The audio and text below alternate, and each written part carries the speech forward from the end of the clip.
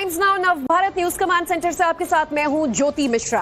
प्रधानमंत्री नरेंद्र मोदी को G7 बैठक में वो मौजूद हैं और इस वक्त की बड़ी खबर आपको बता दें, मैक्रों के निमंत्रण पर वो G7 बैठक में हिस्सा लेने पहुंचेंगे। फ्रांस के एवियन में हो रही G7 की अहम बैठक, कल तक G7 की बैठक में वो शिरकत करेंगे।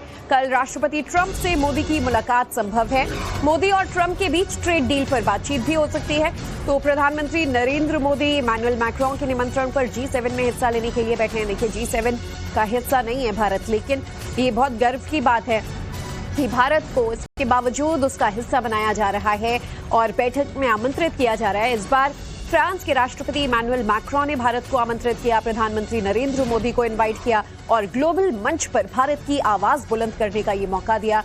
और मैक्रों के निमंत्रण पर G7 के 3 दिन तक चलने वाले इस बैठक में कार्यक्रम में हिस्सा ले रहे प्रधानमंत्री नरेंद्र मोदी, आपको बता दें कल हो सकता है डोनाल्ड ट्रंप से भी उनकी मुलाकात संभावित है।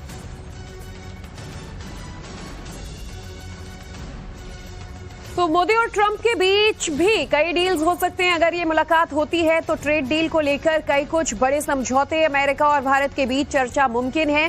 कई बार आपने देखा होगा सोशल मीडिया पोस्ट के जरिए डोनाल्ड ट्रंप प्रधानमंत्री नरेंद्र मोदी के गुणगान करते हैं, उन्हें अपना अच्छा मित्र और एक अच्छा नेता वो कई बार ग्लोबल लीडर बता चुके हैं। और ऐसे में ग्लोबल मंच पर जब ये दो बड़े नेता मिलेंगे तो तस्वीर देखने लायक होगी।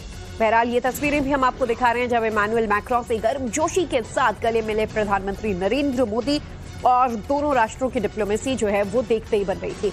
और अब मुमकिन है कि कल फ्रांस के एवियन में चल रहे इस बैठक में अमेरिका के राष्ट्रपति डोनाल्ड ट्रंप की भी मुलाकात प्रधानमंत्री नरेंद्र मोदी से हो सके।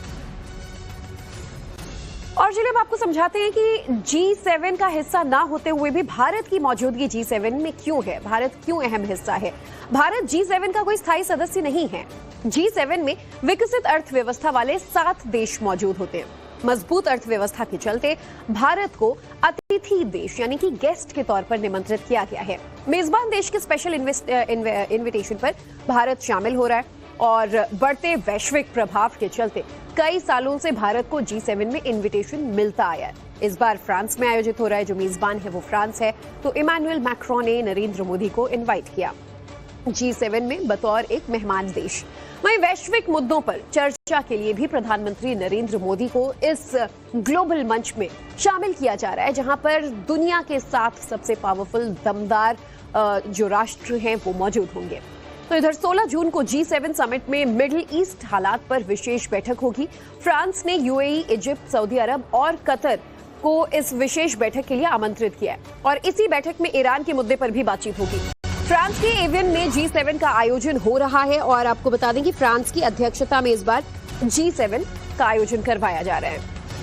फ्रांस ने ऐसा एजेंडा तैयार किया है जिससे बैठक में सभी देशों के बीच एकता दिखे, साथ ही अमेरिका के राष्ट्रपति के साथ सीधे टकराव से बचा जा सके। ये बैठक 15 और 16 जून को